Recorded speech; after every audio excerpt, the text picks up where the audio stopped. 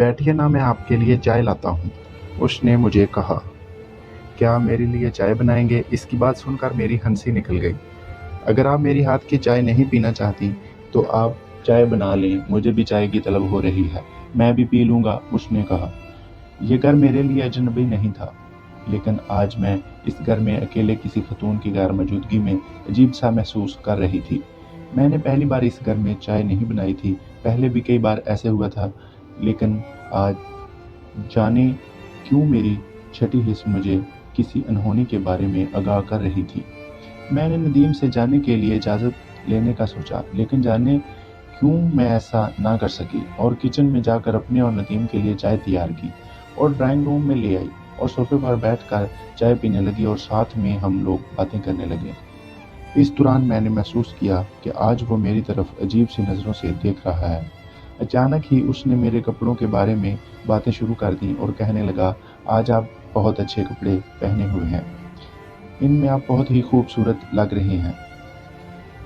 जिस पर मैंने थोड़ा सा अजीब सा महसूस किया, ताहम मैंने तारीफ करने पर उसका शुक्रिया अदा किया। उसने फिर कहा, अनवर कितना खुश नसीब है जिसको तुम्हारे जैसी खूबसूरत, पुरकशिश और सेक्सी बीवी मिली है। इसकी बातें सुनकर मैंने थोड़ी सी शर्मिंदगी महसूस की। नदीम भाई, आज आप कैसी बातें कर रहे हैं?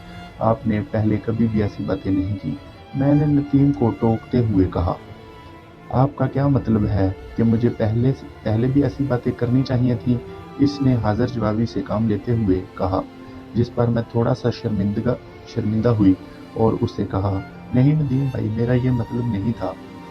आप मेरे भाइयों की तरह हैं और आपकी बीवी भी बहुत खूबसूरत है, मगर वो आपकी तरह नहीं है, इसने जवाब दिया और फिर वो अपनी अज़दवाजी ज़िंदगी के बारे में बातें करने लगा।